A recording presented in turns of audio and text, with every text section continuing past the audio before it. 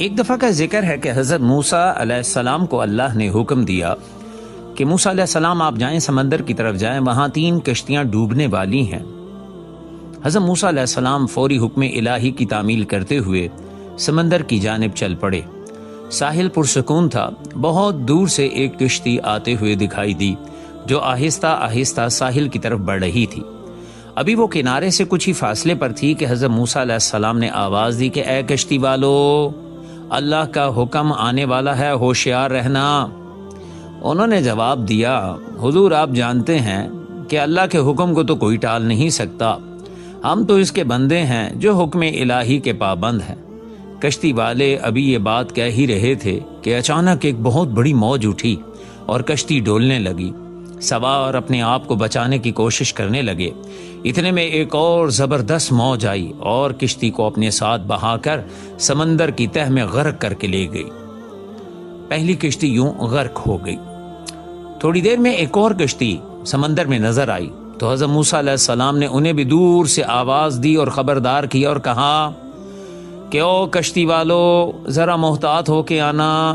انہوں نے بھی پہلے والوں کی طرح جواب دیا کہ اے موسیٰ کلیم اللہ، جو کچھ ہونا ہے ہو کر رہے گا، ہمیں کس چیز کا ڈر ہے۔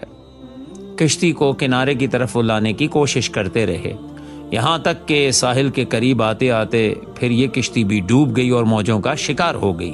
لیجئے 2 کشتیاں ڈوب گئی۔ حضرت موسیٰ علیہ السلام اللہ کی حکمت کے بارے میں سوچ میں مصروف تھے کہ یہ کشتیاں آ رہی ہیں، روکنے کی کرتوں ڈوب جاتی ہیں، یہ معاملہ کیا چل رہا ہے۔ ابھی وہ اتنی سوچوں میں گم تھے کہ انہیں ایک تیسری کشتی آتی دکھائی دی۔ آپ نے حسب سابق اس کشتی والوں کو بھی نصیحت کی کہ دیکھو، اللہ کا حکم آنے والا ہے، اپنے گناہوں کی معافی مانگتے ہوئے ذرا احتیاط سے ہو کر کنارے کی طرف آنا۔ تو اس کے جواب میں اس کشتی والوں نے عجیب جواب دیا۔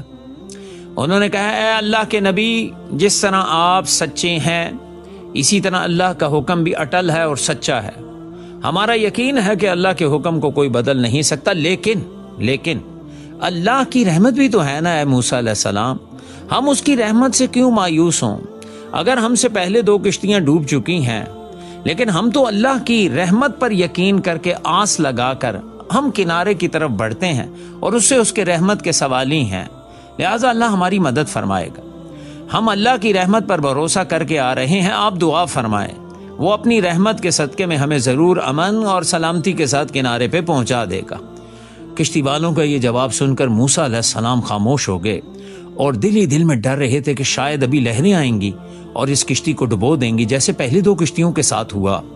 لیکن جب کشتی باحفاظت کنارے آ لگی تو اللہ کے پیغمبر علیہ السلام سوچنے لگے، اللہ نے 3 کشتیاں ڈوبنے کا فرمایا تھا، 2 تو ڈوب گئیں، لیکن تیسری سلامتی کے ساتھ کنارے آ لگی ہے، یہ کیسے بچ گئے؟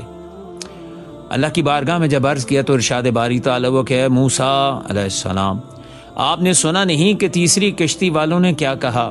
انہوں نے میرا حکم تسلیم کیا، میری ساتھ ساتھ رحمت کو بھی آواز دی تھی اور اس پر پورا توکل اور بھروسہ بھی کیا تھا، تو اس لیے یہ کشتی میری رحمت کے طفیل بچ گئی، کیونکہ جو بھی میری رحمت کے دروازے پر آ کر صدا دیتا ہے میں اسے نا امید نہیں کرتا۔ اس لیے حدیث میں آتا ہے جب اللہ تعالیٰ نے مخلوقات کو پیدا فرما دیا تو اللہ نے عرش پر لکھ دیا تھا کہ میری رحمت میرے غضب پر غالب ہے۔ اے دوستو، اے بشرا مسجد چینل دیکھنے والے دوستو، تمام کے تمام کو 2025 مبارک۔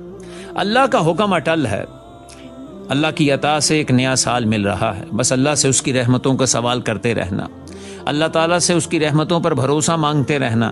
جس نے اللہ کی رحمت پر بھروسہ کر لیا وہ اللہ کے غضب، آفتوں، بلاؤں اور دیگر قسم کی پریشانیوں سے بچ جائے گا۔